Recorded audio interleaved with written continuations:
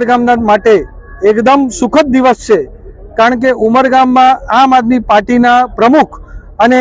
યુવા આદિવાસી અને કામદાર નેતા એવા મનીષભાઈ હળપતિ 1500 થી વધારે કાર્યકર્તાઓ અને હોદ્દેદારો સાથે સંપૂર્ણ આમ આદમી પાર્ટી ઉમરગામ આજે ભારતીય જનતા પાર્ટીમાં અમારા કનુભાઈ દેસાઈની અધ્યક્ષતામાં અને રમણભાઈ પાટકરની ખાસ ઉપસ્થિતિમાં જ્યારે આમ આદમી પાર્ટીના બધા જ કાર્યકર્તા ભારતીય જનતા પાર્ટીમાં જોડાઈ ગયા છે, તો એમનું હાર્દિક સ્વાગત કરું છું। આપણા મનીષભાઈ હળપતિ બધા જ આમ આદમી પાર્ટીના જે કાર્યકર્તા છે એ પણ પારખી ગયા કે કોઈ ગુજરાતનો અને ભારતનો વિકાસ કરી શકે, કોઈ આદિવાસી અને કામદારનો વિકાસ કરી શકે તો એ અમારી ભારતીય જનતા પાર્ટી અને નરેન્દ્ર મોદી સાહેબ જ છે। એના કારણે એમે વિશ્વાસ કરીને અમારી સાથે જોડાયા છે, એમનો વિશ્વાસ અમે પાડશું અને આદિવાસી અને કામદારનો સારામાં સારો વિકાસ થાય એના માટે ખાસ અમે કામ કરવાના છે। અને સાથે સાથે એ પણ આજે સ્પષ્ટ થઈ ગયું કે દિલ્હીથી આવેલી ઠગ પાર્ટી અરવિંદ કેજરીવાલ અને આમ આદમી પાર્ટી પૂરા લોકોનો વિશ્વાસ ઉઠી રહ્યો છે, એના કારણે જ